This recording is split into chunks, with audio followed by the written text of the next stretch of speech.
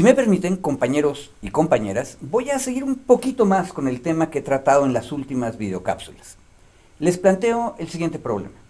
¿Qué ocurre cuando, en un país determinado, la lucha de clases y el debate constitucional terminan a derechas?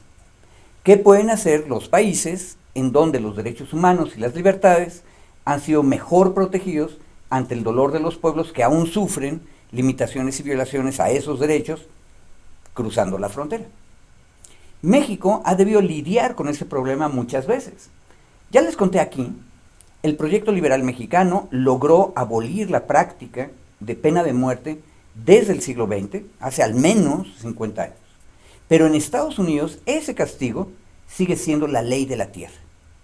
La política exterior mexicana es muy clara: protestar contra esa injusticia en todos los foros internacionales e intervenir activamente a favor de todas las personas de nacionalidad mexicana que sean procesadas en Estados Unidos y que enfrenten la posible pena de muerte. Y así ha hecho México en muchos otros temas. La semana pasada les decía que el pecado original del sistema interamericano de derechos humanos es que no es democrático, sino resultado de la negociación entre los estados parte en la Organización de los Estados Americanos, la OEA. Recordemos, aparte, que la OEA nació bajo el patrocinio del panamericanismo de Estados Unidos, que es una cosa completamente distinta a la solidaridad latinoamericana. Pero resulta que los Estados Unidos no aceptan todos los tratados del sistema interamericano. El más importante de ellos, como sabemos, es la Convención Americana de Derechos Humanos, mejor conocida como el Pacto de San José. Ese pacto se acordó desde 1969, pero apenas en 1995 fue firmado por representantes de Washington durante la administración de Bill Clinton. Pero, atención, la Casa Blanca nunca ha mandado ese tratado al Senado para que sea ratificado. En otras palabras, no hay modo de demandar a los Estados Unidos por violaciones a derechos humanos bajo ese pacto.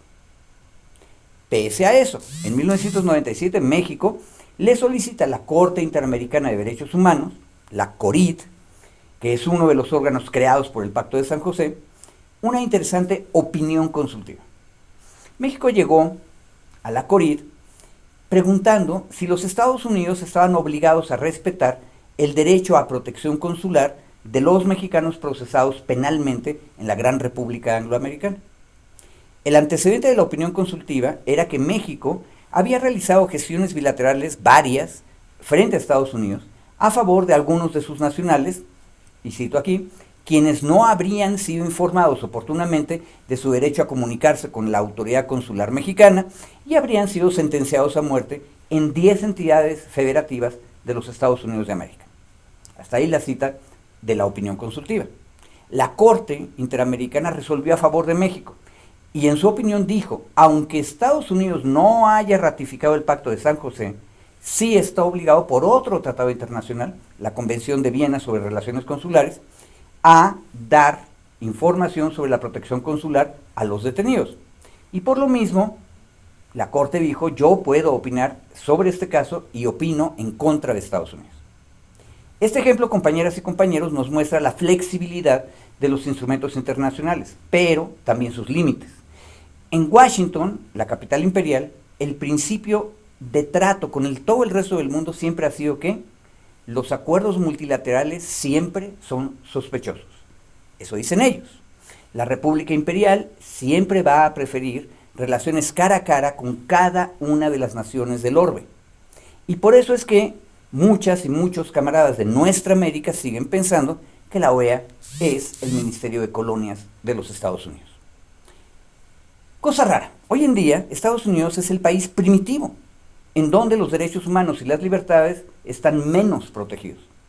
Trump pretende denegarle nacionalidad a las personas que nacen en Estados Unidos si sus padres no son ciudadanos estadounidenses. Es una ceguera impresionante a partir del racismo anti-inmigrante. Trump pretende echar abajo el principio de igualdad que se consagró en Estados Unidos en las enmiendas 13 de 1865 y 14 de 1868. Esta última, la 14, dice en su primera sección: toda persona nacida o naturalizada en Estados Unidos y sujeta a su jurisdicción es ciudadana de los Estados Unidos y del estado a donde resida. Ambas enmiendas, la 13 y la 14, se aprobaron luego de que la Unión venció a los rebeldes confederados en los estados esclavistas, y recordemos que la Guerra Civil estadounidense fue la verdadera revolución. ¿Por qué? Porque liberó a 5 millones de esclavos que no eran ciudadanos y transformó de fondo la estructura constitucional en aquella república. Antes de las enmiendas 13 y 14, no bastaba nacer en Estados Unidos para ser ciudadano. El gobierno federal y los gobiernos de los estados podían denegarle ciudadanía y cualquier derecho a quienes quisieran, usualmente a mujeres y hombres de origen africano o a los miembros de los pueblos originarios, pero también a cualquier extranjero pernicioso. Ahora Trump pretende regresar el reloj de Estados Unidos a antes de ese momento, la Guerra Civil 1861. Y la mayoría de las víctimas son hijas e hijos de mexicanas y mexicanos. Igual, Trump pretende destruir la libertad de cátedra y la enseñanza en las universidades. Ahora resulta que el Estatuto de Autonomía Universitaria que se desarrolló en nuestra América le ofrece mejores protecciones a las casas de estudios superiores que las que garantiza Washington. ¿El problema cuál es? Que la República Imperial se ha negado a ser parte de los sistemas de justicia colectiva de Naciones Unidas y de nuestro hemisferio. Entonces, no hay manera de ayudarlos desde ahí. ¿Qué hacer? Una pista nos la dio Camila Vergara en su conferencia La corrupción sistémica y el capitalismo contemporáneo, que impartió en el Centro de Investigación y Docencia Económicas, el CIDE, el pasado 7 de abril de 2025. Allí la académica chilena, que actualmente realiza investigaciones en la Universidad de Essex, Inglaterra, nos refería a una contradicción permanente, recurrente, perpetua incluso, entre el régimen constitucional y los intereses de la mayoría de la población.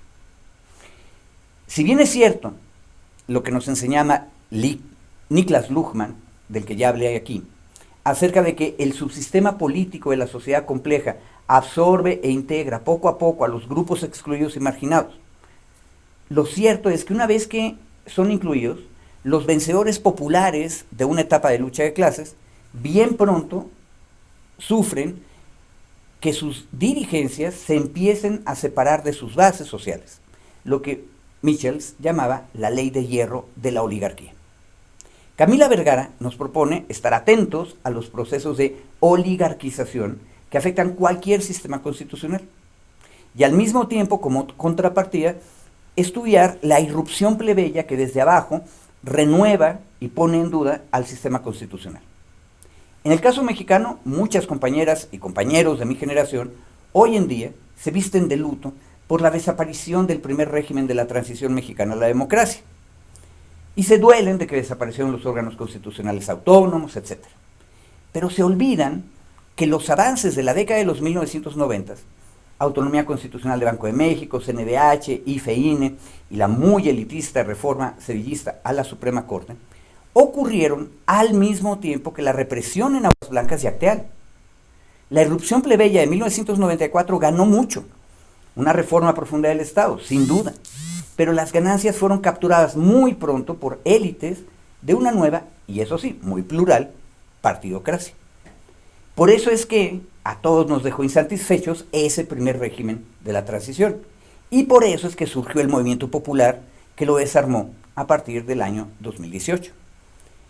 ¿Cómo aplica lo anterior al sistema interamericano? Una primera señal la tenemos en la negativa que en el año 2005 le dieron un poderoso grupo de estados latinoamericanos y caribeños a los Estados Unidos. Le denegaron la propuesta de Acuerdo de Libre Comercio de las Américas, el ALCA. Este acuerdo lo proponía la administración Bush desde Washington, pero las naciones latinoamericanas que se opusieron al ALCA ya habían superado a su interior el primer régimen de la transición a la democracia. Brasil ya no era gobernado por Cardoso, sino por Lula. Argentina era gobernada por Kirchner, no por Alfonsín y no por Menem.